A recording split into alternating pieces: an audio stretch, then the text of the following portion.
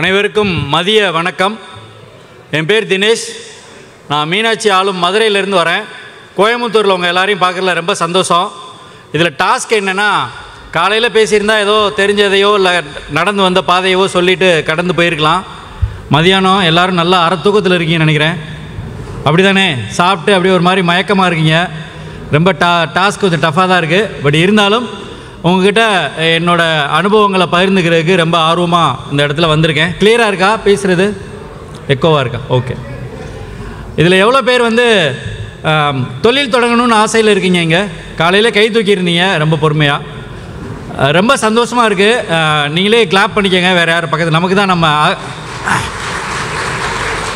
ஏன்னா நிறைய விவசாயிகள் சார்ந்து கூட்டத்துக்கு போகிறப்போ எவ்வளோ பேர் தொழில் சார்ந்து பண்ண போகிறீங்கன்னு கேட்டு நிறைய பேர் கை தூக்கலை இதுக்கு முன்னாடி நடந்த நிறைய நிகழ்வுகளில். ஏன்னா நிறைய பேர் விவசாயத்தை தொழிலாகவே பார்க்கலன்னு நான் நினைக்கிறேன். அப்படிலாம் நிறைய இருக்கிறாங்க. ஆனால் விவசாயமோ எதையுமே பிஸ்னஸாக பார்த்து தான் ஆகணும் அப்படின்ற ஒரு அப்படி ஒரு சூழ்நிலையில் தான் நம்ம இருக்கோம். பிஸ்னஸாக பாருங்கள். இன்றைக்கி நான் பேச இருக்கிற விஷயம் பார்த்தீங்கன்னா, தானியாஸ் நேச்சர் ப்ராடக்ட்ஸ் பற்றி இந்த வீடியோவில் பார்த்தீங்க. இதுக்கு முன்னாடியும் ஈசா சார்பாக நிறைய வீடியோஸ் ஷேர் பண்ணியிருந்தாங்க. அதில் நம்ம என்ன பண்ணிகிட்ருக்குறோம், என்ன பாதை கடந்து வந்தோம், 10,000 ஆரம்பித்தோம், இப்போ 10 லட்ச ரூபா பண்ணுறோம், இது எல்லாமே சொல்லிட்டாங்க. ஸோ அதவே திரும்ப சொல்கிறதுல வேணான்னு நினைக்கிறேன். வேறு என்ன எக்ஸ்பீரியன்ஸ் ஷேர் பண்ண முடியும் அப்படின்னு நான் நம்புகிறேன். இந்த இடத்துலனா மார்க்கெட்டிங் ரொம்ப முக்கியமாங்க. ஒரு பிஸ்னஸில் மார்க்கெட்டிங் முக்கியமா இல்லையா? முக்கியம். அதுதான் முக்கியமே. Right, okay. மார்க்கெட்டிங் ரொம்ப முக்கியம். அந்த மாதிரி மார்க்கெட்டிங் முக்கியம் ஒன்று. இன்னொன்று வேறு என்ன முக்கியம்னு நினைக்கிறீங்க? குவாலிட்டி வேறு, பிராண்டிங் வேறு, பேக்கிங். சரி, ஓகே. இது ரொம்ப கேட்டே இருந்தால் நிறைய போகும். இந்த 3 விஷயம் அதை தான் நானும் சொல்லணும்னு நினைக்கிறேன். Branding, marketing, packing. இந்த 3 விஷயம் மட்டும் தானியாஸில் என்ன மாதிரி பண்ணுறோம், என்ன மாதிரி கடந்து வந்திருக்கோம் அப்படின்றத உங்ககிட்ட பகிர்ந்துக்கிறேன். எப்படி ஃபஸ்ட்டு எடுத்தோன்னே நாங்கள் இந்த ஆல்ரெடி சொன்ன மாதிரி 10,000 ரூபா கூட முதலீடு இல்லை. 10,000 ரூபான்னு சொல்கிறது ஒரு கோர்வைக்காக சொல்கிற வார்த்தையாக தான் இருக்கணும். அம்மா மிக்ஸி கேள்விப்பட்டிருக்கீங்களா? சின்ன மிக்ஸி முன்னாடி ஃப்ரீயாக கொடுப்பாங்க இல்லையா? அந்த ஒரு மிக்ஸி தான் எங்களோட பல்வரைசர் மிஷினு அந்த கம்பெனி ஆரம்பிக்கிறப்போ. அதுக்கப்புறம் ஒரு சின்ன வடை சட்டி, ஒரு வீட்டில் யூஸ் பண்ணுற கேஸ் ஸ்டவ், அடுப்பு, இதை வச்சு தான் ஃபஸ்ட்டு ஸ்டார்ட் பண்ணோம். சத்துமாவை வறுத்து அரைச்சி விற்கிறதுக்கு. அப்படி ஆரம்பித்த ஒரு நிறுவனம் 10,000 ரூபா முதலீடுன்னு சொல்லி இப்போ பழக்கப்படுத்திட்டோம். ஆனால் அதுக்கு கம்மியான முதலீடு தான். அதில் ஆரம்பித்து ஒரே ஒரு எம்ப்ளாயி இருந்தாங்க. ஃபஸ்ட்டு ஸ்டார்ட் பண்ணுறப்போ ஒரே ஒரு எம்ப்ளாயி ஸ்டார்ட் பண்ணோம். இன்றைக்கி 143 பொருட்கள் தயார் பண்ணுறோம். 15 பேர் வேலை செய்கிறாங்க. தமிழ்நாடு ஃபுல்லாக 600 கடைகளில் தானியாஸ் ப்ராடக்ட்ஸ் கிடைக்குது. ஆன்லைனில் தானியாஸ்.com அப்படின்ற பேரில் உலகம் ஃபுல்லாக எங்களால் அனுப்ப முடியுது. ஒரு 6 கண்ட்ரிக்கு எக்ஸ்போர்ட் பண்ணுறோம் இந்த ப்ராடக்டை. இதை ஏன் இவ்வளோ அழுத்தமாக அந்த இடத்துல சொல்கிறேன் திரும்பனா, அழகர் கோவில் பக்கத்தில் மாத்தூர் அப்படின்னு ஒரு கிராமத்தில் பிறந்து ஒரு விவசாய குடும்பத்திலேருந்து வந்து எந்த பின்புலமும் இல்லாமல் இந்த இடத்துல உங்கள் முன்னாடி நிற்கிறோன்னா கண்டிப்பாக உழைப்பு, சரியான குவாலிட்டியை ஹேண்டில் பண்ண ஒரு விதம், தொடர்ந்து முயற்சி பண்ணது மட்டும்தான் காரணம். வேறு எந்த காரணமும் கிடையாது. என்னால் இதை பண்ண முடியும்னா இங்கே இருக்கிற எல்லாராலையும் பண்ண முடியும். இது வெறும் மோட்டிவேஷனுக்கு நான் சொல்லலை. நிச்சயமாக ப்ரூஃபாக உங்கள் முன்னாடி நிற்கிறேன். நீங்களும் பண்ண முடியும். அப்படி எப்படி நான் பண்ண முடியும்னு சொல்கிறீங்க? நான் ட்ரை பண்ணுறேன், எனக்கு நிறைய பிரச்சனை இருக்குது, நான் யார்கிட்ட போய் கேட்குறது எனக்கு தெரியலை அப்படின்னு யாராவது நினச்சிங்கன்னா தாராளமாக மதுரைக்கு வாங்க. தானியாஸ் 4 இடத்துல ஆஃபீஸ் வச்சுருக்கிறோம். ஒன்று கற்பா நகரில் மாட்டுத்தாவணி பக்கத்தில் இருக்குது. மாட்டுத்தாவணி கேள்விப்பட்டிருக்கீங்களா? மதுரைனா மாட்டுத்தாவணி பஸ் ஸ்டாண்ட் வரணும். அது பக்கத்தில் நடக்கிற தூரத்தில் எங்கள் ஆஃபீஸ் இருக்குது. யார் வேணாலும் எப்போ வேணாலும் வரலாம். ஒரு சின்ன முன்னாடி வர்றோன்னு மட்டும் இருக்கிறமான்னு மட்டும் தெரிஞ்சுட்டு தாராளமாக வாங்க. எங்கள் ஆஃபீஸை எப்போ வேணாலும் நீங்கள் விசிட் பண்ணலாம். நாங்கள் என்ன மாதிரி பிஸ்னஸ் பண்ணுறோம், எதன் மூலமாக நாங்கள் எப்படி மார்க்கெட் பண்ணுறோம், எப்படி பேக்கிங் பண்ணுறோம், என்னென்ன இன்க்ரீடியன்ஸ் யூஸ் பண்ணுறோம், எல்லாத்தையும் உங்கள் கூட ஷேர் பண்ணுறதுக்கு நாங்கள் தயாராக இருக்கிறோம். வித்தவுட் எனி அதுக்கு எதுவும் நாங்கள் சார்ஜ் பண்ணுறதெல்லாம் இல்லை. ஒரு முழு திறந்த மனதோடு உங்களுக்கு இதை சப்போர்ட் பண்ண நாங்கள் தயாராக இருக்கோம். இதுக்கு முன்னாடி இதை எத்தனை பேருக்கு பண்ணியிருக்கீங்க? நீங்கள் சொல்கிறீங்க இன்றைக்கி ஒரு மேடை கிடச்சின்னு சொல்கிறீங்க அப்படின்னு நீங்கள் நினச்சிங்கன்னா கண்டிப்பாக இல்லை. ஈசா மண்காப்பமோட இது மாதிரி 2000 பேர் 3000 பேர் கூடுற 4வது 5வது மேடை இது எனக்கு. இது வரைக்கும் 5 ப்ரோக்ராம் இதே மாதிரி 3000 பேர் மத்தியில் நடந்திருக்கு. அப்போது ஒரு 5 ப்ரோக்ராம் பார்த்துங்க. 15,000 பேர் முன்னாடி இதே நிலைமையை சொல்லியிருக்கேன். நிறைய பேர் விசிட் பண்ணியிருக்கிறாங்க. இன்றைக்கி பிஸ்னஸ் பண்ணிகிட்டு இருக்கிறாங்க. நல்லாவும் எடுத்துகிட்டு போயிட்டுருக்கிறாங்க. ஏதாவது ஒரு சப்போர்ட் ஹெல்ப்னா எப்போனாலும் ஃபோன் பண்ணி டிஸ்கஷன் கேட்டிருக்காங்க. அதுக்காக உனக்கு எல்லாம் தெரியுமானா நிச்சயமாக இல்லை, எனக்கும் தெரியாது. நானும் கற்றுக்கிட்டு தான் இருக்கேன். ஆனால் நான் கற்றுட்டு வந்த ஒரு பாதை இருக்கு இல்லையா, அந்த 10 வருஷத்தில் அதை உங்கள் கூட ஷேர் பண்ணுறதுக்கு நான் தயாராக இருக்கேன். நீ என்ன கேள்வி நீங்கள் எங்கள் பிஸ்னஸ் சார்ந்து என்ன கேள்வினாலும் எங்கிட்ட தாராளமாக நீங்கள் கேட்கலாம். நாங்கள் அதை கண்டிப்பாக ஷேர் பண்ணுறோம். ஏன் இதை திரும்ப திரும்ப சொல்கிறதுக்கான காரணம் என்னென்னா, ஒரு நேரத்தில் முடிவெடுக்கிறது வந்து ரொம்ப ரொம்ப முக்கியங்க. ஒரு பிஸ்னஸ்லையோ எந்த விஷயமா இருந்தாலும் எவ்வளோ சீக்கிரம் நீங்கள் சரியான முடிவு எடுக்கிறீங்களோ அது அடுத்த நிலைமைக்கு உங்களை சிம்பிளாக எடுத்துகிட்டு போகும். அதனால் முடிவெடுக்கிறது ரொம்ப ரொம்ப முக்கியம். தைரியமாக முடிவெடுங்க. ரொம்ப யோசிச்சுட்டே இருந்தீங்கன்னா முடிவெடுக்கிற நம்ம நினச்சிட்டு இருக்க ஒரு விஷயத்தை இன்னொருத்தர் செஞ்சுட்டு போயிட்டே இருப்பார். நம்ம ஒரு விஷயத்தை நினைக்கணும், நீங்கள் செஞ்சு நம்ம பிளான் இது, நம்ம யாருக்கு இதை சொல்லி நம்ம வந்து பெருசாக வந்துடுவோம், நம்ம நிறைய ஐடியாஸ் வச்சுருக்கோம், இது எப்படி எடுத்துகிட்டு போயிடலாம் அப்படி எடுத்துப்பா நீங்கள் பிளான்லேயே இருந்துட்டு இருந்தீங்கன்னா நீங்கள் நினச்சிட்டு இருக்க ஒரு விஷயத்தை இன்னொருத்தர் செயல்படுத்தி சக்ஸஸ்ஃபுல்லாக பண்ணிட்டு போயிட்டே இருப்பாங்க. அதனால் தாமதப்படுத்தாதீங்க, தைரியமாக முடிவெடுங்க. எவ்வளோக்கு எவ்வளோ அடுத்தடுத்து எடுத்துகிட்டு போக முடியுமோ சீக்கிரமாக, எவ்வளோ சீக்கிரம் முடியுமோ அவ்வளோ சீக்கிரம் செய்யுங்க. ஒன்று. இன்னொன்று, எப்போவும் முடிவெடுக்கும் போது யார்கிட்ட டிஸ்கஸ் பண்ணணும்னு தோணும். பக்கத்தில் யார்கிட்ட கேட்கலாம், வேறு யார்கிட்ட கேட்கலாம், இது யார்கிட்ட அனுபவமானவங்க யாராவது சொல்லி தராங்களான்னா நிறைய பேர் சொல்கிறது இல்லை. ஏன்னா ரகசியம், தொழில் ரகசியம் அப்படிலாம் இருக்கிறாங்கன்னு நினைக்கிறேன். பட் அதை பற்றி நம்ம பேச வேணாம். மேபி ஒரு 5% இருப்பாங்க. மனிதர்களை நம்புங்க. உங்களை சுற்றி இருக்கவங்களை தயவு செஞ்சு நம்புங்க. நம்மளே நம்மளை நம்பலைன்னா யார் நம்புவா? எல்லாரையும் ஒரு சந்தேக கண்ணிலே பார்க்குறது, எல்லாரையும் விட்டு தூரமாக இருக்கிறது, அது இப்போ சமீபமாக நிறைய நடக்குது. ஃபோனை பார்த்துட்டு ஃபோனுக்குள்ளேயே போய் மூழ்கிடுறோம். வேறு எதையுமே நம்புறதில்ல. பக்கத்து வீட்டுக்காரன், எய்த்து வீட்டுக்காரன், யாரு கூடயும் நம்ம தொடர்பில் இல்லை. ஒரு பிஸ்னஸ்க்கு ரொம்ப ரொம்ப முக்கியமானது நெட்வொர்க்கிங், தொடர்பு. யார் கூட நீங்கள் எவ்வளோக்குள்ள ரிலேஷன்ஷிப் மெயின்டைன் பண்ணிக்கிறீங்களோ அது ரொம்ப ரொம்ப முக்கியம். உங்களுக்கான நெட்வொர்க்கை நீங்கள் ரொம்ப அதிகமாக ஏற்படுத்திகிட்டே இருக்க உங்கள் தொழிலில் நீங்கள் இன்னும் நல்லா சிறப்பாக வர முடியும். அப்புறம் பிராண்டிங்னா என்ன நினைக்கிறீங்க? பிராண்டிங்னா என்ன? தரம் வேற. சரி, இது பொதுவான கேள்வி, எல்லாருக்கும் அப்படி கேட்க முடியாது. ஓகே, பேர் வைக்கிறது எவ்வளோ முக்கியம்? இங்கே எவ்வளோ பேர் பிஸ்னஸ் ஆரம்பிக்கணும்னு கை தூக்குனீங்கல்ல, இதில் எவ்வளோ பேர் வைக்கலை இன்னும்? நான் பிஸ்னஸ் பண்ணுறேன், 10 வருஷமாக விவசாயம் பண்ணுறேன், ஆனால் ஒரு பேர் வைக்கலை அப்படின்னு யாராக இருக்கீங்களா? நிறைய பேர். தயவு செஞ்சு பேர் வைங்க. கை சங்கடப்படாதீங்க. நிறைய பேர் கை தூக்குறீங்க, ஒரு 10%க்கு மேலே. இதை எப்படி சிம்பிளாக சொல்லலாம் அப்படின்னா, ஒருத்தர் இப்போ எனக்குள்ள ஒருத்தர் உட்காந்துருக்காரு, ஒரு அண்ணன் இருக்கிறாருன்னு வச்சுக்கோங்க. அவருக்கு ஒரு 25-30 வயசு ஆகுது. இவருக்கு இப்போ வரைக்கும் பேரே வைக்கலை. அவர் எப்படி கூப்பிடுவீங்க? எப்படிங்க கூப்பிடுவீங்க? ஒரு பக்கத்து வீட்டில் ஒருத்தர் இருக்கார், ஒரு பேரே இல்லை, 25 வருஷம் வளர்ந்துட்டார். அவரோட நிலைமை என்ன? அதே நிலைமை தான் இப்போ நீங்கள் கை தூக்கணும். இல்லை, ஒரு பிஸ்னஸ்ன்னு நான் பண்ணுறேன், ஆனால் நான் பேரோட வைக்க மாட்டேன் அப்படின்னா நீங்களே பேர் வைக்கலாம், வேறு எப்படி கூப்பிடுவாங்க? அதனால் ஒரு பிராண்டிங்க்கு நேம் ரொம்ப ரொம்ப இம்பார்ட்டன்ட்ங்க, முக்கியம் முதல்ல. அதனால் என்ன பிஸ்னஸ் பண்ணுறீங்களோ முதல்ல பேரை வைங்க. அந்த பேர் வந்து இன்றைக்கி இருக்கிற சூழ்நிலையில் சமூக தளங்களில் ஃபேஸ்புக்கு, ட்விட்டரு, வாட்ஸ்அப்பு, இன்ஸ்டாகிராம், இது எல்லாத்துலேயும் அந்த நேமை எடுக்க முடியுமா? நமக்கு அந்த பேரில் வேறு யார் இருக்காங்களா அப்படின்றத பார்த்து ஒரு யூனிக் நேமாக செலக்ட் பண்ணுங்கள். இது ரொம்ப முக்கியம். அதுக்கப்புறம் அந்த பிராண்டிங் பண்ணுறதுக்கு என்னென்னா, நீங்கள் இது திரும்ப திரும்ப சொல்கிற விஷயம் தான். இந்த ஒரு வாத்தியாராக இருக்கிறவர் வந்து ஒரு வெளி இடத்துலேருந்து ஒரு சிகரெட் குடிக்க முடியாது, தண்ணி அடிக்க மாட்டாங்க, ரொம்ப ட்ரெஸ் கோட்லாம் பக்காவாக மெயின்டைன் பண்ணணும். இதெல்லாம் ஏன்னா வாத்தியாருக்கு மட்டும்தான் இல்லை, ஒரு தொழிலில் இருக்கிறவங்களோ, அது நம்ம இந்த மாதிரி இயற்கை சார்ந்தோ உணவுப் பொருள் சார்ந்தோ இருக்கிறவங்க நமக்காக சில சுய ஒழுக்கங்களை நம்ம கிரியேட் பண்ணிக்கிட்டு தான் ஆகணும். அதுக்குள்ளே நம்ம அடாப்ட் ஆகி தான் ஆகணும். அதுவும் டைப் ஆஃப் பிராண்டிங் தான். உங்களை நீங்களே பிராண்ட் பண்ணுறது. நீங்கள் உங்கள் பொருளை மட்டும் விற்ற முடியாது. மார்க்கெட்டிங்கில் ரொம்ப சிம்பிளாக ஒன்று சொல்கிறேன். இப்போ நான் வந்ததுலேருந்து நான் என்ன பொருள் பண்ணுறேன்னு கூட இது வரைக்கும் வாயை திறந்து நான் சொல்லலை. கருப்பு கவுனியில் சத்து மாவு பண்ணுறேன், பூங்கார் அரிசியில் புட்டு மாவு பண்ணுறேன், இதை வாங்கிக்கங்க, சாப்பிடுங்க, நல்லாயிருக்கும் அப்படின்றது மட்டும் மார்க்கெட்டிங் கிடையாது. அது இல்லாமல் உங்களை நீங்கள் எப்படி ப்ரெசென்ட் பண்ணுறீங்க, நீங்கள் என்ன மாதிரி பிஸ்னஸ் பண்ணுறீங்க, ஒருத்தர்கிட்ட எப்படி பழகுறீங்க, ஒரு பணம் வாங்குறதுல திரும்ப கொடுக்குறதுல எப்படி நடந்துக்கிறீங்க, ஒரு உணவுப் பொருளை எப்படி தேர்ந்தெடுக்கிறீங்க, இது எல்லாமே இருக்குது உங்கள் பிஸ்னஸை அடுத்த லெவலுக்கு எடுத்துகிட்டு போகிறதுக்கு. அதனால் இது எல்லாத்துலேயும் ரொம்ப கவனம் செலுத்துங்க. ரொம்ப நேர்மையாக சரியான முறையில் உங்கள் பொருளை தரமாக தயாரிச்சிங்கன்னா நிச்சயமாக வாங்குறதுக்கான மக்கள் ரொம்ப நிறைஞ்சு இருக்கிறாங்க. நாங்கள் இந்த பொருள் தயாரித்து இவ்வளோ தூரம் விற்ற முடியுமா, இத்தனை லட்ச ரூபாய்க்கு விற்க முடியுமா, இவ்வளோ கண்ட்ரிக்கு போக முடியுமான்னு நிறைய கேள்விகள் எங்களுக்குள்ளே இருந்தது. ஆனால் எப்போ நான் தேட ஆரம்பித்தோமோ வாய்ப்புகள் அவ்வளோ தேடி வருது. இப்போ எங்களோட 2வது யூனிட் இப்போ ஒரு 15 நாள் முன்னாடி ஓப்பன் பண்ணோம். எங்கள் ஃபேஸ்புக்கிலலாம் பார்த்தீங்கன்னா நிறைய வீடியோஸ் வந்திருக்கு. இங்கே தானியாஸ்ன்ற நிறுவனம் எவ்வளோ பேருக்கு தெரியும்? கை தூக்குங்களேன். தானியாஸ் அப்படின்னு ஒரு கம்பெனி எவ்வளோ பேருக்கு தெரியும்? கிட்டத்தட்ட ஒரு 30% தெரிஞ்சிருக்கீங்க. இதுவே என் கம்பெனியோட பெரிய சக்ஸஸ் நான் நினைக்கிறேன். ரொம்ப தேங்க்ஸ் நீங்கள் எல்லாம் தெரிஞ்சு வச்சுருந்ததுக்கு. அதோட இன்னும் ரொம்ப நன்றி ஈசாக்கு. ஏன்னா இப்படி ஒரு மேடையில் இன்றைக்கி எல்லாருக்கும் தெரியப்படுத்துகிற அளவுக்கு எனக்கு ஒரு வாய்ப்பு வந்ததுக்கு. ஸோ இது மாதிரி எங்கெங்கே வாய்ப்பு கிடைக்குதோ அங்கெல்லாம் உங்கள் பிராண்டை நீங்கள் திரும்ப திரும்ப சொல்கிறது. இப்போ எனக்கு நிறைய பேருக்கு என் பேர் தெரியாது, ஆனால் என் பிராண்ட் பேர் தெரியும்.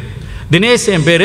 ஆனால் தினேஷ்னு தெரிஞ்சதை விட இவரை பார்த்தா அவர் தானியாஸோட ப்ராடக்ட் பண்ணுறாங்க, தானியாஸ்ன்னு நிறைய பேர் தெரியும். நிறைய பேர் மொபைலில் பார்த்தா தானியாஸ்ன்னு இருக்கும். இதை நான் என்ன சொல்லிக்கிறதுக்காக சொல்லலை, உங்களையும் அப்படி தெரியணும்.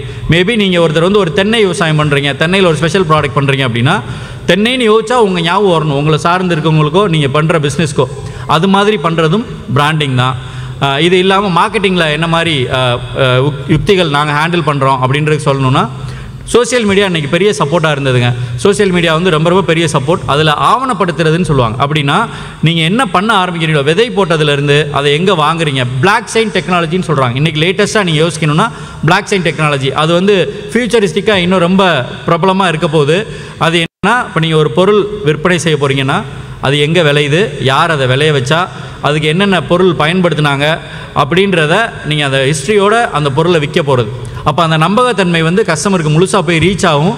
அதன் மூலமாக உங்களோட விற்பனை யூனிக்னஸோட நிறைய கண்ட்ரீஸு கூட நீங்கள் அதை வெளியே ஏற்றுமதி பண்ண முடியும். நீங்களும் அதை அந்த லெவலில் நீங்கள் அடுத்ததுக்கு எடுத்துகிட்டு போக முடியும். பிளாக் செயின் டெக்னாலஜின்னு அதை சொல்கிறாங்க. அது மாதிரி ஏதாவது யூனிக்காக காலையில் வசீகர வேதா அவங்க பேசுகிறப்ப சொன்னாங்க, நீங்கள் ஒரு ப்ராடக்ட்டை பார்த்து காப்பி பண்ணி இன்னொன்று ப்ராடக்ட் பண்ணணும்னு நினைக்காதீங்க, அதுலேருந்து நீங்கள் என்ன பண்ண முடியும்னு யோசிங்கன்னு. அதே தான் நானும் சொல்கிறேன். இப்போ நான் வந்து அவ்வளோ பேத்துக்கு பயிற்சி கொடுக்குறோம். கிட்டத்தட்ட ஈசாவோட ஒரு நாள் பயிற்சி மூலமாக இது வரைக்கும் 15 பயிற்சி நடந்திருக்கு. அதில் ஒரு நாள் பயிற்சியில் ஒரு 100 பேர் கலந்துக்கிட்டாங்கனால ஒரு 1500 பேர் கற்றுருக்குறாங்க. அந்த 1500 பேருக்கும் ஒரு பிராண்ட் எப்படி ஸ்டார்ட் பண்ணுறது, பேர் வைக்கிறது எப்படி, அதுக்கப்புறம் அதை எப்படி மார்க்கெட் பண்ணுறது, என்ன மாதிரி பேக்கேஜிங், என்னென்ன இப்போ ஒரு ஹெல்த் மிக்ஸ் இருக்குன்னா அதில் என்னென்ன இன்க்ரீடியன்ட் யூஸ் பண்ணுறோம், எவ்வளோ அளவில் யூஸ் பண்ணுறோன்னு செஞ்சு காமிச்சு தயார் பண்ணி கையில் கொடுத்துலாம் ட்ரெயின் பண்ணி அனுப்பிச்சிருக்கிறாங்க. அதுக்கு அப்படி இருந்து அந்த பிஸ்னஸை நல்லா எடுத்துகிட்டு போனவங்களும் இருக்காங்க. இப்படியெல்லாம் இருந்துட்டு அதை அப்படியே போய் நீங்கள் பண்ணிங்கன்னா கண்டிப்பாக உங்களுக்கு காம்படிட்டர்ஸ் நிறையா இருப்பாங்க. அதில் நீங்கள் ஏதாவது யூனிக்னஸ் பண்ணுங்கள். இப்போ ஒரு புட்டு மாவு இருக்குது அப்படின்னா வெறும் புட்டு மாவை அப்படியே சேல் பண்ணாமல் ஒரு ஏலக்காய் ஆட் பண்ணிங்கன்னா அது ஒரு ஃப்ளேவர். இல்லை இன்னும் வேறு ஏதாவது உங்களுக்கு ஐடியா இருக்குது, அதை அதில் அடிஷ்னலாக ஆட் பண்ணிங்கன்னா அது ஒரு ஃப்ளேவர். செல்ஃப் லைஃப்பை இன்க்ரீஸ் பண்ணிங்கன்னா இயற்கையான முறையில் அது ஒரு extra additional business support. So அது மாதிரி புதிய விஷயங்களை கொஞ்சம் யோசிங்க. நீங்கள் நுகர்வோராக மாறுங்க. அந்த இடத்துல நீங்கள் நுகர்வோராக தான் எப்படி டிசைட் பண்ணுவீங்க, ஒரு பொருள் எப்படி இருந்தால் நீங்கள் வாங்குவீங்க, அதுக்கேற்ற மாதிரி டிசைட் பண்ணும்போது கண்டிப்பாக அதை சக்ஸஸ்ஃபுல்லாக பண்ண முடியும். இதில் ஆரம்பத்தில் நாங்கள் வந்து வாங்கி விற்கிறதும் செஞ்சோம். பனங்கற்கண்டு அது மாதிரி பொருட்கள் வந்து வெளியில் வாங்கி விற்றோம். அப்போ நிறைய சிரமங்களை சந்திச்சிருக்கோம். அது என்ன மாதிரின்றது உங்களுக்கு ஷேர் பண்ணுறேன். ஏன்னா எல்லாமே சக்ஸஸ் அப்படியே கோடியாக கொட்டுதானா அப்படிலாம் இல்லை, நிறைய பிரச்சனையும் இருக்குது. பட் கண்டிப்பாக தொடர்ந்து முயற்சி பண்ணால் சக்ஸஸ் பண்ண முடியும், அதில் மாற்றுக்கிறதே கிடையாது. ஆன்லைனில் ரொம்ப ஆக்டிவாக நிறையா விஷயம் தெரிஞ்சு வச்சுக்கோங்க. இந்த பனங்கற்கண்டு வாங்கி சேல் பண்ணப்போ என்னாச்சு அப்படின்னா, இப்போ நாங்கள் ஒருத்தர்கிட்ட பொருள் வாங்கி விற்றுட்ருக்குறோம். ஒரு 20 கடைகள் 50 கடைகளில் கொடுத்துட்டோம். அந்த ப்ராடக்ட் நல்லா போயிட்டுருக்கு. திடீர்னு ஒருத்தர் என்ன பண்ணுறாரு, 1 லட்ச ரூபா பணத்தோடு வராரு. எனக்கு யார் பனங்கற்கண்டு சப்ளை பண்ணாரோ அவர்கிட்ட போய் 1 லட்ச ரூபாய் கொடுத்து, நீங்கள் மதுரைக்கு இனிமேல் சப்ளை பண்ணாதீங்க, எனக்கு மட்டும்தான் கொடுக்கணும், எனக்கு கொடுங்க, நீங்கள் அவங்களுக்கு கொடுக்காதீங்கன்னு வாங்கிட்டாங்க. இப்போ என்ன பண்ணுவீங்க அந்த இடத்துல? இப்போ நான் அந்த அதான் எனக்கு மூலாதாரம், அதை வாங்கி நான் விற்றுட்ருக்கேன். இப்போ நீங்கள் என்ன பண்ணுவீங்க? நீங்கள் இருந்தால் என்ன பண்ணியிருப்பீங்க? அதுக்கப்புறம் தொழில் பண்ண முடியாது. ஐயோ நம்ம இவ்வளோ மார்க்கெட் பண்ணோம், நல்லா போகுது, ஆனால் நமக்கு சப்ளை பண்ணுறவர் நிப்பாட்டிட்டார். அப்போ என்ன பண்ணுவீங்க? என்ன பண்ணுவீங்க? நம்மளே தயாரிப்போம், இல்லைன்னா வேறு பொருள் பார்ப்போம், வேறு எது தேடுவோம். நாங்கள் அந்த நேரத்தில் எங்களுக்கு அப்போ டக்குன்னு முடிவெடுக்க முடியல. நான் சொல்கிறது ஒரு 10 வருஷத்துக்கு முன்னாடி. டக்குன்னு என்ன பண்ணோம், மதுரைக்கு தானே நீங்கள் சப்ளை பண்ண மாட்டீங்க. நண்பர் ஒருத்தர் திண்டுக்கல்லில் இருந்தார், அவருக்கு ஃபோன் பண்ணி நீ ஆர்டர் பண்ண, எனக்கு அதை வாங்கி கொடு, நான் இங்கே சப்ளை பண்ணுறேன். ஸோ எனக்கு எங்கே போய் 1 லட்ச ரூபா ஒருத்தர் கொடுத்து நிப்பாட்டினாரோ அவர் நிறுத்திட்டார். தம்பி கூட இங்கே இருக்கிற அவர் சென்னையில் இருந்தார். அப்போது சென்னை அட்ரஸுக்கு போட்டு அதே பனங்கற்கண்டை சென்னை போகும், பொள்ளாச்சியிலேருந்து சென்னை போயிடும் பனங்கற்கண்டு, சென்னையிலேருந்து திரும்ப மதுரை வரும். இந்த டிரான்ஸ்போர்ட்டேஷன் காசு மட்டும். இங்கே ஒருத்தர் 1 லட்ச ரூபா கட்டிட்டு மதுரையில் நெருப்பு பிடிச்சி உட்காந்துருக்காரு. என்னடா நம்ம நிப்பாட்டிட்டோம், ஆனால் வந்துகிட்டே இருக்குது ப்ராடக்ட்டு. இப்படியெல்லாம் அனுபவங்களை கடந்து தான் இன்றைக்கி இந்த இடத்துல நிற்கிறோம். அந்த இடத்துல அது திறமையாக செயல்படுறோன்னு சொல்ல முடியாது. இது மாதிரி விஷயங்களும் வரும். You have to be aware. அதில் நீங்கள் கொஞ்சம் அலர்ட்டாக தான் இருக்கணும். அப்போ நம்மளாக சொந்தமாக தயாரிக்கிறது இன்னும் சுலபமாக இருக்கும். நம்ம அடுத்த அளவுக்கு எடுத்துகிட்டு போகிறது ஒன்று இல்லையா, நம்ம யார்கிட்ட வாங்கி அதை விற்பனை செய்ய போகிறோமோ அவங்கக்கிட்ட சரியான முறையில் ஒரு MOU சைன் பண்ணிக்கலாம், இல்லை ஒரு டைப் வச்சுக்கலாம், அதை பற்றி இன்னும் கொஞ்சம் தெரிஞ்சுக்கலாம், அதுக்கப்புறம் அதில் இறங்கலாம். ஏன்னா நீங்கள் மார்க்கெட்டிங் போயிட்டு எல்லாம் பண்ணிவிட்டு பின்னாடி யோசிச்சிங்கன்னா இது மாதிரி விஷயங்களையும் நீங்கள் கடக்கிற மாதிரி இருக்கும். பட் ஆனால் எல்லாமே கடினம் கிடையாது. முயற்சி பண்ணிங்கன்னா எல்லாமே ரொம்ப சுலபமாக செஞ்சிட முடியும். பட் ஆனால் முயற்சி பண்ணணும் அப்படின்றது மட்டும்தான் இந்த இடத்துல திரும்ப நான் பதிய வைக்கிறேன். இப்போ கேள்வி பதிலாக கொண்டு போகலான்னு நினைக்கிறாங்க. இந்த விஷயங்களை கடந்து வந்திருக்கிறோம், இது மாதிரி பண்ணிகிட்ருக்கிறோம். பட் நிறைய நான் முன்னாடி எப்போவுமே என்னென்னா, நான் எங்களுக்கு கவர்மெண்ட் சைட்லேருந்து என்னென்ன சப்போர்ட் கிடைக்குது அப்படின்னு சொல்லுவோம். மார்க்கெட்டிங்கில் இன்னும் ரொம்ப முக்கியமான இன்னொரு விஷயம், எங்கெங்கே உங்கள் பொருட்களை காட்சிப்படுத்த முடியுதோ, அதாவது ஸ்டால்ஸ் நடக்குதோ அங்கே எல்லாம் உங்களை விற்பனை நோக்கத்தில் போய் ஸ்டாலில் நிற்காதீங்க. அதுதான் நான் சொல்கிறீங்க. ஒரு பொருளை போய் ஸ்டால் போடுறீங்க அப்படின்னா, இங்கே போய் நான் விற்றுறணும், எனக்கு வந்து 5000 ரூபாய்க்கு விற்றுரும் என் பொருள் அப்படின்னு நீங்கள் ஸ்டாலில் நின்னீங்கன்னா உங்களால் வாங்கி விற்கிற ஒரு கஸ்டமரை இழந்துருவீங்க. ஒரு நல்ல கஸ்டமருக்கு உங்களால் பதில் சொல்ல முடியாது. அவங்களுக்கு விளக்க சொல்ல தேவைப்பட்டிருக்கும், அவங்கள மிஸ் பண்ணுவீங்க. விற்பனையில் மட்டுமே உங்கள் நோக்கம் இருக்கும். அந்த இடத்த விற்கிறதுக்கு பயன்படுத்தாதீங்க. ஸ்டால்ஸை வந்து எப்போவுமே உங்களோட பொருளை பற்றியான ஒரு அவேர்னஸ் கொடுக்கறதுக்கான இடமா பயன்படுத்துங்க. அது உங்கள் பிராண்டை இன்னும் கொஞ்சம் இன்க்ரீஸ் பண்ணும். இது என்னோட அனுபவத்திலேருந்து நான் ஷேர் பண்ணுறேன். லாஸ்ட் வீக் வந்து சென்னை ட்ரேட் சென்டரில் ஃபுட் ப்ரோன்னு ஒரு ஈவெண்ட் நடந்தது. யாராவது இங்கேருந்து கலந்துக்கிட்டீங்களா? ஃபுட் இண்டஸ்ட்ரியில் ஒரு 2-3 பேர் கலந்துருக்கீங்க. ஆனால் 2 வருஷத்துக்கு ஒரு தடவை அந்த ஈவெண்ட் நடக்குது. ஃபுட்டு ரிலேட்டடாக பிஸ்னஸ் பண்ணுற யாராக இருந்தாலும் அடுத்து வாய்ப்பு இருந்தால் நீங்கள் ஸ்டால் போட முடியாட்டி கூட போய் பார்வையிடுங்க. அவ்வளோ இன்ஃபர்மேஷன் இருக்குது. நம்ம ஊரில் தான் நடக்குதா அப்படின்னு யோசிக்கிற அளவுக்கு இன்ஃபர்மேஷன் கிடைக்குது.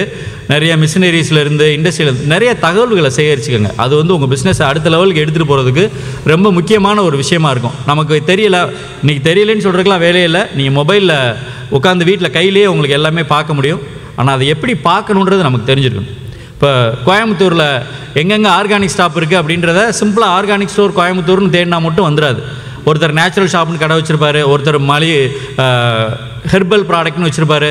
ஸோ என்ன மாதிரி சர்ச் பண்ணுறோம் அப்படின்றதையும் சின்ன சின்ன டெக்னிக்கல் வேர்ட்ஸ் தெரிஞ்சுட்டு சர்ச் பண்ணால் நெட்டிலே நீங்கள் இருந்த இடத்துலேயே தகவல்கள் தெரிஞ்சுக்க முடியும். ஆனால் கூட நேரடியாக காட்சிப்படுத்தியிருக்க இடங்களில் போனீங்கன்னா இன்னும் நிறையா தகவல்களை சேகரிச்சிக்க முடியும். அந்த தகவல் மூலமாக உங்கள் பிஸ்னஸ்க்கு எது அடுத்த அப்டேஷன் கொடுக்கும் அப்படின்னு நீங்கள் எடுத்துக்கிட்டிங்கன்னா அது உங்கள் பிஸ்னஸை அடுத்த லெவலுக்கு எடுத்துகிட்டு போகும். மார்க்கெட்டிங்கில் திரும்ப ரொம்ப முக்கியமான விஷயம் என்னென்னா பேக்கேஜிங். இந்த டின் பேக் இல்லை, கொஞ்சம் கொடுத்தீங்கன்னா காமிச்சிடலாம், மட்டும் கொடுக்க சொல்லுங்கள். சத்து மாவு எங்களோட கருப்பு கவுனியில் பூங்கார், நவதானிய சத்து மாவு, அப்புறம் வந்து சிறுதானியத்தில் சத்து மாவு 4 ப்ராடக்ட்ஸ் பண்ணுறோம். இந்த 4 ப்ராடக்ட்டும் எங்களுக்கு நல்ல ரீச் ஆக ரீசன் வந்து அவர் அந்த பேக்கிங் பண்ணவர் இன்னும் கொஞ்சம் நிகழ்ச்சி பேசுவார். சேப்பர்ஸ்ன்னு சொல்லிட்டு அஸ்வின் சார் வந்திருக்கிறாரு, அவர் பேசுவார். அவர் தான் டிசைன் பண்ணி கொடுத்தாரு. இந்த பார்த்துருக்கீங்க இந்த டின்னு தான். ஆக்சுவலாக இந்த டின்னில் மாற்றினதுக்கப்புறம் இதுக்கு முன்னாடி பிளாஸ்டிக் கவரில் ஸ்டாண்டிங் போச்சில் தான் நாங்கள் பேக்கிங் எல்லாமே பண்ணிகிட்டு இருந்தோம். எப்போ டின்னுக்கு மாற்றினமோ அப்போ வந்து இந்த கீபி சொல்லுவாங்க தெரியுமா, கீப்பின், அந்த மாதிரி ஆஃப்டர் பேக்கிங்க்கு அப்புறம் எங்கள் பிஸ்னஸே டபுள் த சைஸ் இன்க்ரீஸ் ஆச்சு. அதனால் பேக்கிங் ரொம்ப ரொம்ப இம்பார்ட்டண்ட். அது செலவுன்னு நினச்சி பார்க்காதீங்க, அது ரொம்ப ரொம்ப முக்கியம். ஆனால் ஒரு டப்பாவோட காஸ்ட் வந்து பார்த்திங்கன்னா கிட்டத்தட்ட 30 ரூபா 32 ரூபா கிட்ட வருது ஒரு சத்து மாவுக்கு. சத்து மாவோட காஸ்ட் வந்து 200 ரூபா. இந்த 200 ரூபா சத்து மாவில் 30 ரூபா எனக்கு பேக்கிங்கே போயிட்டுனா எனக்கு எங்கே மிச்சம் இருக்கும் அப்படின்னு யோசிச்சிங்கன்னா உங்களோட வளர்ச்சி அதை தடுக்கும். அதை நீங்கள் எப்படி பார்க்கணும் அப்படின்னா ஒரு இன்வெஸ்ட்மெண்ட்டாக பாருங்கள்.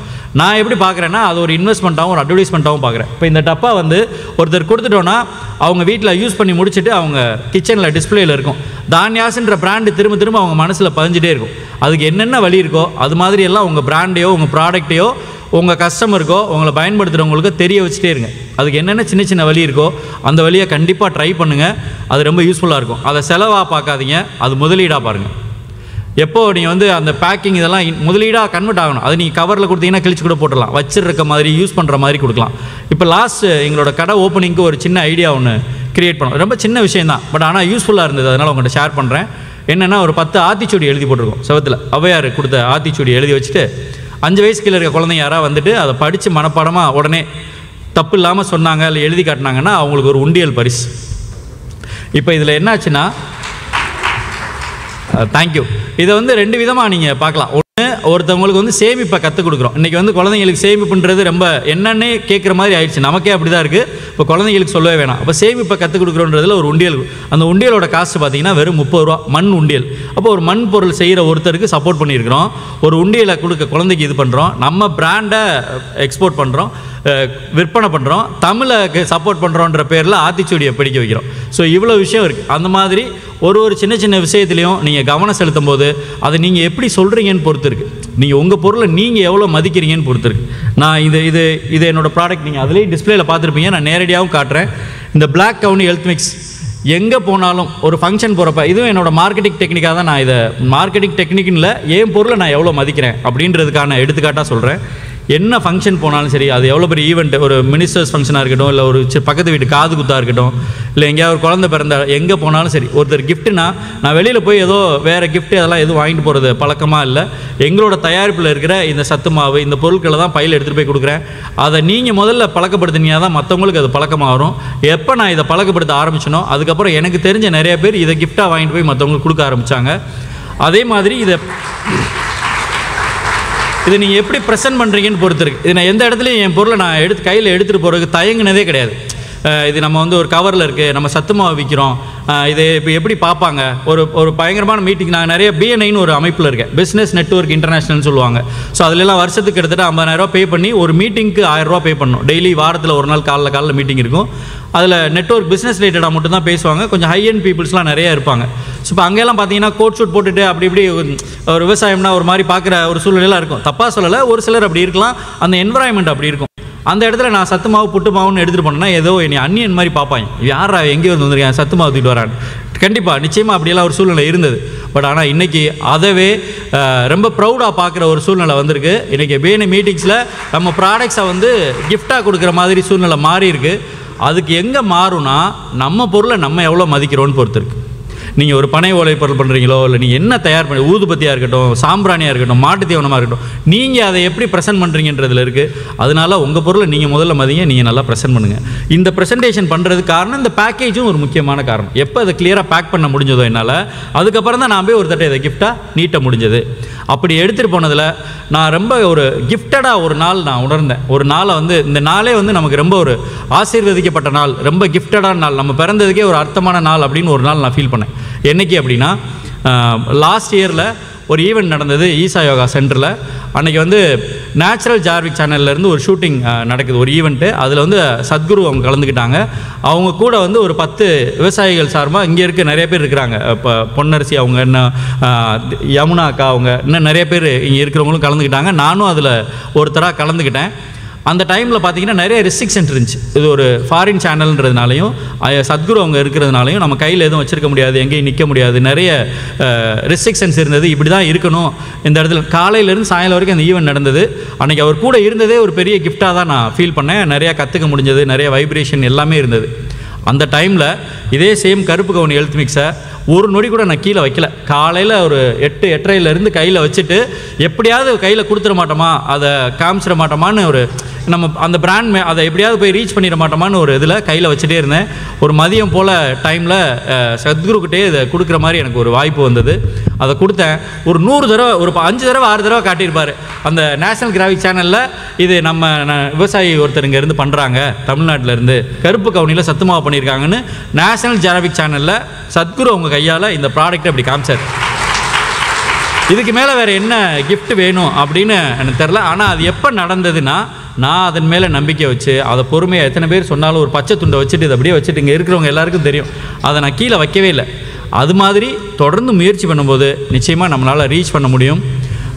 இன்னும் ஒரு சில விஷயங்கள் நிறையா நான் ஷேர் பண்ணலாம். நான் கேள்வி பதிலாக ஒரு 2-3 கேள்வியாக எடுத்துக்கிறேன். இன்னும் ஒரே ஒரு விஷயம் ரொம்ப இந்த இடத்துல நான் எல்லோரும் முன்னாடியும் பகிர்ந்துக்கணும்னு நினைக்கிறேன். இது அவங்களோட அனுமதியோடு சொல்கிறேன். ஒரு 10 நாள் முன்னாடி நம்ம தானியாஸோட 2வது நேரடி விற்பனை நிலையம் ஓப்பன் பண்ணோம். அதில் வீடியோஸ்லாம் நிறைய அப்டேட் பண்ணியிருக்கோம். அங்கே நிறையா அது வந்து நான் வாழ்க்கையில் இந்த 10 வருஷத்தோட உழைப்போட ஒரு இதாக தான் நான் பார்க்குறேன். ஏன்னா ஒரு 10-20 பேர் வந்துட்டு ஒரு நேரத்தில் உட்கார வைக்கிற மாதிரியான இடம் இல்லை எங்கள் யூனிட்டில். அப்படிலாம் இருந்தது. இன்றைக்கி வந்தால் ஒரு 50 பேர் வந்தால் கூட வாங்க இருந்து ட்ரைனிங் கொடுக்குற அளவுக்கு அந்த இடத்த மாற்றிருக்கிறோம். உற்பத்தி நிலையத்தை இன்னும் கொஞ்சம் எக்ஸ்டெண்ட் பண்ணியிருக்கோம். முன்னாடி ஷாப்பு நாங்கள் நினச்ச மாதிரி நம்ம கனவு கடை ஒன்று இருக்குல்ல, அது ரொம்ப பெருசாக இல்லை, இருக்கிறத இன்னும் அழகாக எப்படி பண்ண முடியுமோ அது மாதிரி பண்ணியிருக்கோம். அது ஒரு நிறைவை தந்தது. அதை விட நிறைவை தந்தது 2 நாள் கழித்து காலையில் ஒரு ஃபோன் வருது. வணக்கங்க, நான் நம்மாழ்வார் மக பேசுகிறேன், உங்கள் சத்து மாவு யூஸ் பண்ணேன், நல்லா இருக்குது, எனக்கு 2 அனுப்புங்க. இவ்வளோதான். அந்த ரெக்கார்டிங் இருக்குது என்கிட்ட. அவங்க போட்ட அட்ரஸ்க்கு தஞ்சாவூருக்கு அந்த பொருளை அனுப்பிச்சி வச்சேன். இந்த பிஸ்னஸில் இதுக்கு மேலே எனக்கு ஒரு அவார்டு கிடைக்கும்னு எனக்கு தோணலை. அது எனக்கு அவ்வளோ மனநிறைவை கொடுத்தது. இது எப்போன்னா, அதுவும் ஒரு தேடலில் கிடைச்ச பரிசு தான். என்னென்னா, ஒரு 2 வருஷத்துக்கு முன்னாடி வானகமில் ஒரு நிகழ்வு நடக்குது. அந்த நிகழ்வில் அவங்க அண்ணன் வெற்றிமாறன் அவர் கூட பக்கத்தில் நின்று அந்த அம்மா பேசிகிட்டு இருக்காங்க, மீனா அம்மா அவங்க பேர். அவங்ககிட்ட போயிட்டு எந்த அறிமுகம் பண்ணல, நான் தானியாஸ்னு ஒரு கம்பெனியில் சத்துமாவு இந்த மாதிரி பண்ணுறேன், எங்கள் ப்ரௌச்சரில் ஐயா நம்மாழ்வார் ஃபோட்டோ இல்லாத ப்ரௌச்சரே கிடையாது, அதை போட்டு தான் எல்லோரும் இயற்கை காடி வச்சு விற்றுட்டுருக்குறோம், அதில் நானும் ஒருத்தன், நான் அவரை பார்த்தது கூட கிடையாது, அவர் மகளை அவங்களை இந்த இடத்துல பார்க்குறேன், எனக்கு சந்தோஷம், இதை நான் உங்ககிட்ட ப்ரெசென்ட் பண்ணுறேன்னு இந்த ஒரு ஹெல்த் மிக்ஸ் கொடுத்துட்டு வந்துட்டேன். 2 வருஷம் கழிச்சு அன்னைக்கு கொடுத்த ஹெல்த் மிக்ஸ்க்கு ரிட்டன் ஃபோன் வருது. அவங்க பொண்ணு எங்கேயோ வெளிநாடு போயினப்போ தெரிஞ்சு யூஸ் பண்ணி நல்லா இருக்குது அப்படின்னு சொல்லி கேட்டுட்டு வந்து வாங்கினாங்க. 2 இது வாங்க சொன்னாங்க, நான் அனுப்பிச்சி வச்சோம். இதை இந்த இடத்துல ரொம்ப சந்தோஷமாக நான் பகிர்ந்துக்கிறேன். ஏன்னா நம்ம தொடர்ந்து முயற்சி பண்ணும்போது நம்ம என்னென்ன ஹைட்ஸ் யோசிக்கிறோமோ அது மாதிரி எல்லா எல்லைகளுக்கும் இதை போய் சேர்க்க முடியும். அதே நம்பிக்கையில் நீங்களும் சந்தோஷமாக உங்கள் பிஸ்னஸை அடுத்தடுத்த லெவலுக்கு எடுத்துகிட்டு போங்க. இந்த வாய்ப்புக்கு மிக்க நன்றி. ஈசா அமைப்புக்கும் அண்ணா எல்லாருக்கும் சொல்லுங்கண்ணா. ரைட், அதுக்கு எல்லாத்துக்கும் நன்றி தெரிவிச்சுக்கிறேன். அதுக்கடையில் கேள்வி பதில் இருந்தால் ஒரு 1 or 2 கொஸ்டின் அலோவ் பண்ணணும்னு சொல்லுவாங்க, கேளுங்க, நான் கண்டிப்பாக சொல்கிறேன். இன்னும் ஒரு உறுதி கொடுக்குறேன் இந்த இடத்துல. இப்போ படப்படன்னு வந்து பேசிட்டு எது உங்களுக்கு மனசில் போச்சு, எது ப்ளஸ் எது மைனஸ்லாம் எனக்கு தெரியாது. எனக்கு என்ன மனசில் தோணுதோ அதை மட்டும் தான் நான் பேசினேன். எது எழுதி வச்சுட்டோ இல்லை இதை போய் சொல்லிடணும், இதை இப்படி போய் நம்ம கிளாப் வாங்கிடணும் அப்படின்னு நினச்சிட்டு எதுவுமே பேசலை. வந்த ட்ராவல் நைட் 2 மணி வந்த வரைக்கும் எதுவுமே யோசிக்கல. இந்த நிமிஷம் ஏறி வர வரைக்கும் என்ன தோணுதோ அது மட்டும்தான் நான் உங்ககிட்ட சொல்லியிருக்கேன். எல்லாமே டிரான்ஸ்பரண்ட்டாக என்ன நமக்கு தோணுதோ அதை அப்படியே ஷேர் பண்ணியிருக்கேன். உங்களுக்கு அதில் ஏதாவது கேள்விகள் இருந்தால் என் நம்பர் இங்கே ஷேர் பண்ணுவாங்க, அந்த நம்பரை எடுத்துக்கோங்க, வாட்ஸ்அப்பில் டெக்ஸ்ட் பண்ணி வைங்க. எனி டைம் கண்டிப்பாக உங்களுக்கு ரிப்ளை பண்ணுறேன், ரெஸ்பாண்ட் பண்ணுறேன். உங்களுக்கான தரமான கேள்விகளுக்கு கண்டிப்பாக பதில் அளிக்கப்படும். நன்றி.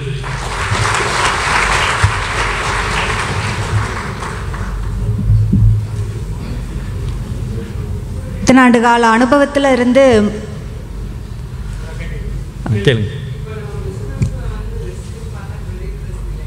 ஆமாம்,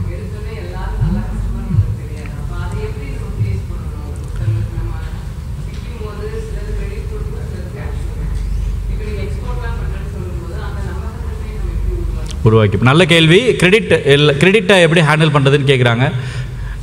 கிரெடிட்டை ஹேண்டில் பண்ணாதீங்கன்னு நான் சொல்லுவேன். முடிஞ்ச அளவுக்கு இப்போ வந்து இந்த ஆஃப்டர் கொரோனா டைம் வந்து நிறைய பிஸ்னஸில் நிறைய சேஞ்சஸ் இருக்குது, நம்ம தான் மாறணும். இப்போ நிறைய கேஷ் பர்ச்சேஸ் வந்துருச்சு, மேக்ஸிமம் கேஷ் அண்ட் கேரி தான் ஆகிட்டுருக்கு.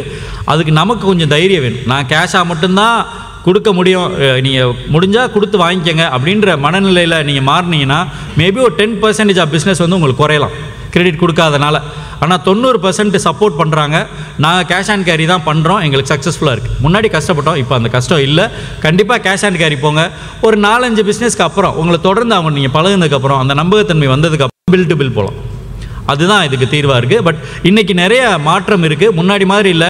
நீங்கள் கடன் கொடுத்தா தான் நான் வாங்குவேன்னு சொல்கிற நிலை கண்டிப்பாக மாறி இருக்குது. அதுக்கு 2 ரீசன் வேணும். ஒன்று, உங்கள் ப்ராடக்ட் தரமாக இருக்கணும், உங்கள் ப்ராடக்டை கஸ்டமர் தேடணும். நீங்கள் கடையில் போய் என் பொருளை எப்படியாவது டிஸ்பிளே பண்ணி விற்று கொடுன்னு கேட்டிங்கன்னா வச்சுட்டு போங்க, கடனுக்கு தான் சொல்லுவாங்க. ஆனால் அந்த கஸ்டமர் அந்த கடையில் போய் எனக்கு தானியா சத்துமா வேணும்னு கேட்க ஆரம்பிச்சிட்டாங்கன்னா நீங்கள் வந்து கேஷ் அண்ட் கேரி கொடுக்க முடியும். அது உங்கள் கையில் தான் இருக்குது. உங்கள் கேள்விக்கு பதில் சொல்லிட்டேன்னு நினைக்கிறேன். கரெக்டாக? நன்றி. ஓகே, எக்ஸ்போர்ட் பற்றி கேட்குறீங்க. எக்ஸ்போர்ட் வந்து கண்டிப்பாக நம்ம அதை ரொம்ப ஒரு பிரமிப்பாக பார்த்து பழகிட்டோம். ஆனால் நம்ம பார்க்குற தொழில் சார்ந்து என்னோடய கருத்தாக நான் பதிவு பண்ணுறேன். ஏன்னா நம்ம இயற்கை சார்ந்த விஷயங்கள்லையும் பாரம்பரிய அரிசிகள்லையும் பண்ணுறோம். இதில் ப்ரிசர்வேட்டிவ்ஸோ கலர் ஏஜென்ட்ஸோ எதுவுமே நம்ம கலக்கிறது இல்லை. முடிஞ்ச அளவுக்கு எதுவுமே முடிஞ்ச அளவுக்கு இல்லை, அப்படி எதுவுமே இல்லை, அப்படி எதுவுமே எனக்கும் தெரியாது. ஸோ அது மாதிரி தான் நம்ம பிஸ்னஸ் பண்ணுறோம். அப்போ செல்ஃப் லைஃப் ரொம்ப ரொம்ப கம்மி. நீங்கள் எக்ஸ்போர்ட் பண்ணும்போது ஒரு கண்டெய்னரில் போகுதுன்னா குறைஞ்சபட்சம் 45 நாள் 50 நாள் ட்ராவல் டைமே எடுக்கும். அதனால் அதில் கொஞ்சம் ரிஸ்க் அதிகமாக இருக்குது. ஆனால் இன்றைக்கி சூழ்நிலை ரொம்ப மாறி இருக்குது. குளோபல் வில்லேஜ் அப்படின்ற கான்செப்டில் நம்ம ஊரில் இருக்கிற நிறைய பேர் வந்து வெளிநாடுகளில் கடை வச்சுருக்காங்க. எக்ஸ்போர்ட்னால் ஏதோ ஒரு ஃபாரின்கார் தான் அவங்க பொருளை வாங்கணும்னு அவசியம் இல்லை. உங்கள் பக்கத்தில் இருக்க ஒருத்தர் சிங்கப்பூர்லேயோ மலேசியாலேயோ கடை வச்சுருக்கலாம், ஆனால் அவர் சொல்லியிருக்கே மாட்டார், சிம்பிளாக இருப்பார் நம்மக்கிட்ட. அது மாதிரி இருக்கிறவங்கள தேடி கண்டுபிடிங்க, இங்கேயே நீங்கள் கொடுங்க, அங்கே வாங்கிக்கிறாங்க. நம்ம கத்தாரில் கொடுக்குறோம், துபாயில் 2-3 இடங்களில் ஷாப்ஸில் கிடைக்கிது, சிங்கப்பூர் கொடுக்குறோம், மலேசியா கொடுக்குறோம், யூஎஸில் கொடுக்குறோம். இந்த எல்லா இடத்துக்குமே வந்து நம்ம தமிழ் சார்ந்து நம்ம ஊரில் இருந்து போய் அங்கே இருக்கிறவங்க தான் வாங்கி விற்பனை பண்ணுறாங்க. ஐஇ கோடு எடுத்து டைரெக்டாக எக்ஸ்போர்ட்டும் பண்ணலாம். அது ரொம்ப பெருசு. நம்ம சின்ன அளவில் பண்ணும்போது நம்மளுக்கு என்ன முடியுமோ அது பண்ணலாம். இன்னொரு விஷயம், சிம்பிளாக நீங்கள் வெளிநாடுகளுக்கு அனுப்ப நினச்சிங்கன்னா போஸ்டல் சர்வீஸ் இருக்குது. கருடா வேகான்னு சொல்லி ஒரு எக்ஸ்பிரஸ் கொரியர் சர்வீசஸ் இருக்குது. 600 ரூபா 500 ரூபா அந்த மாதிரி கண்ட்ரிக்கு ஏற்ற மாதிரி சார்ஜ் பண்ணுறாங்க. நேரடியாக உங்கள் கஸ்டமர் வாங்க தயாராக இருந்தாங்கன்னா அந்த சார்ஜை அஃபோர்ட் பண்ணுறதுக்கு ஃபாரினில் இருக்கவங்க தயாராக தான் இருக்கிறாங்க. எங்களுக்கு அந்த மாதிரி ஒரு 50-100 கஸ்டமர்ஸ் இருப்பாங்க. யூஎஸில் யூகேல எல்லாத்துலேயும் இருக்கிறாங்க. ஒரு ஹெல்த் மிக்ஸோட காஸ்ட் வந்து 1 கிலோ 400 ரூபா, ஆனால் அனுப்புகிற காஸ்ட்டு 600 ரூபா, 1000 ரூபா ஆகுது. வாங்குறாங்களான்னா ப்ராமிஸாக வாங்குறாங்க. ஸோ அதனால் அந்த தைரியமாக நீங்கள் அதை எடுத்துகிட்டு போங்க, நிச்சயமாக பண்ண முடியும். எக்ஸ்போர்ட் ஒரு பெரிய கனவுலாம் கிடையாதுங்க. நீங்கள் நல்லா நம்பிக்கையோடு பண்ணிங்கன்னா எல்லா கண்ட்ரிக்கும் உங்கள் ப்ராடக்ட் அனுப்ப முடியும். இன்னொன்று, தமிழர்கள் வந்து இன்றைக்கி உலகம் ஃபுல்லாக இருக்கிறாங்க. அவங்க நிறைய நம்ம இன்னும் அதிகமாக புரிஞ்சுக்கிறாங்க. பாரம்பரிய அரிசி வகைகளில் நான் இது ஆல்ரெடி சொன்ன விஷயம் தான், திரும்பவும் சொல்கிறேன். இந்த பூங்கார் அரிசி சத்து மாவு இப்போ எப்படி கருப்பு கவுனி பயங்கர ட்ரெண்டாக போச்சோ அதை விட அதிகமாக பூங்காருக்கு இப்போ நிறைய தேடல் இருக்குது. மாப்பிள்ளை சம்பாக்கான நீடு நிறையா இருக்குது. இயற்கை விவசாயிகள் யாரும் பூங்கார் பண்ணினீங்கன்னா இன்னும் நிறையா பண்ணுங்கள். கருப்பு கவுனி நிறையா பதுக்கி வச்சுருக்கீங்க, சீக்கிரம் வெளியே கொண்டு வாங்க, விலை ரொம்ப கூட இருக்குது. ஆமாம், 120 ரூபா விற்றதை 220 ரூபா கொண்டு விட்டுட்டீங்க. கொஞ்சம் ஏதாவது மனசு வச்சிங்கன்னா நார்மலாக வரும். பக்கத்தில் வந்து கேட்டால் அண்ணே ஸ்டாக் இருக்குது வாங்கிக்கிறான்றீங்க, கொஞ்சம் தள்ளி நின்னோன்னே 220 ரூபான்றீங்க, கஷ்டமாக இருக்குது. கொஞ்சம் புரிஞ்சுக்கோங்க. எல்லோரும் சேர்ந்து செய்யும்போது நிச்சயமாக அதை அடுத்த செல்ஃப் லைஃப் எடுத்துகிட்டு முடியும். அதனால் நல்ல ஃப்யூச்சர் இருக்குது, தைரியமாக பண்ணலாம். சொல்லுங்கள்.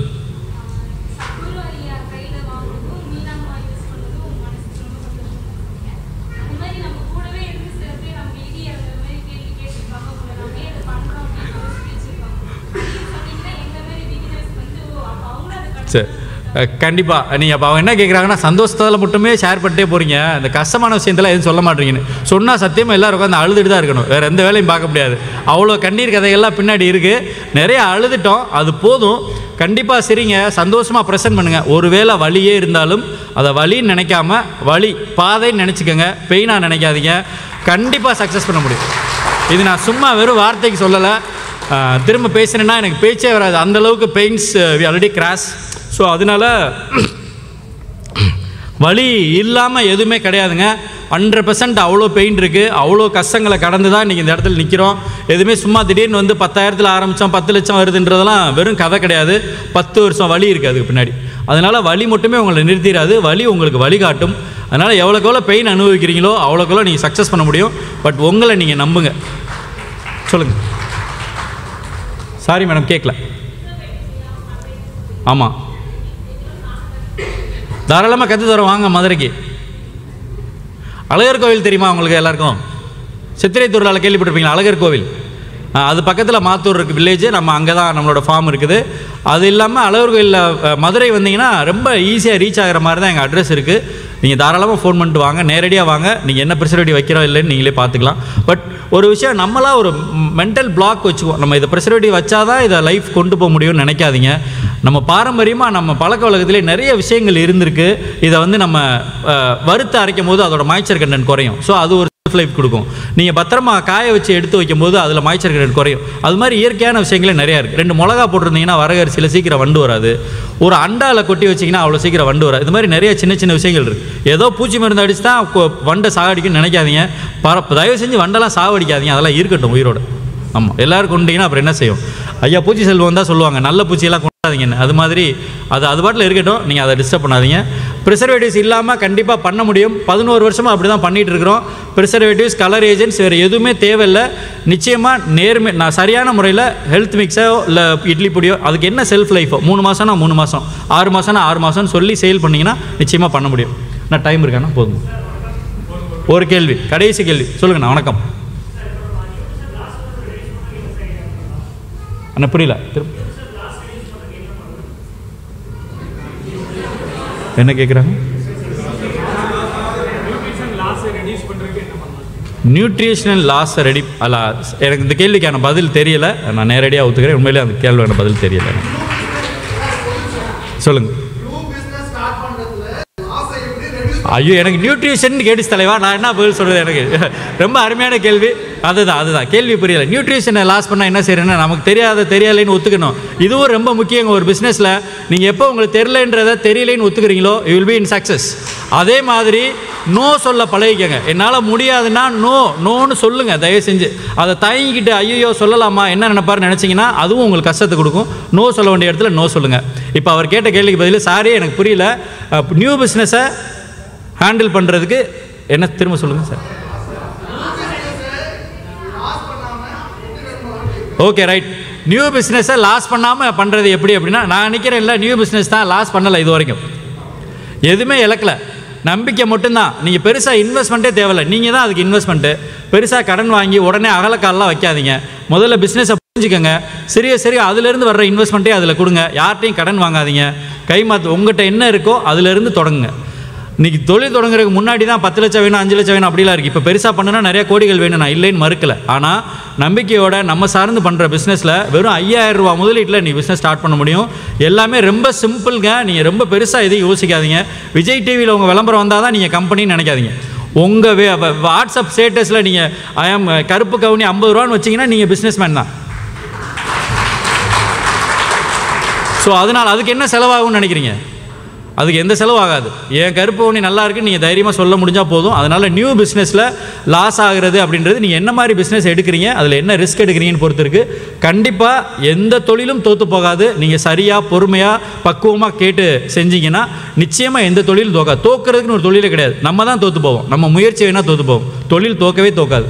நீங்கள் நிறைய ஜெயிக்கிறதுக்கு நிறைய வேலை இருக்குது. நீங்கள் அதனால் தோக்குதுன்னு தோல்வி நெகட்டிவு இந்த மாதிரி தாட்லாம் தயவு செஞ்சு அழிச்சிருங்க. பாசிட்டிவாக அவ்வளோ விஷயம் இருக்குது. 10% அப்படி இருக்கலாம் மேபி, ஆனால் 90% நல்ல வாய்ப்புகள் இருக்குது. நிறைய நல்ல மனிதர்கள் இருக்காங்க, நல்ல சப்போர்ட் கிடைக்குது.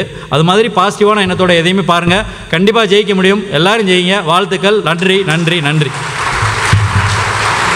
வீடியோ பார்த்ததோடு நிற்காம லைக் பண்ணுங்கள், ஃப்ரெண்ட்ஸ் அண்ட் ஃபேமிலிக்கு ஷேர் பண்ணுங்கள், மறக்காமல் சப்ஸ்கிரைப் பண்ணுங்கள். தேங்க்யூ.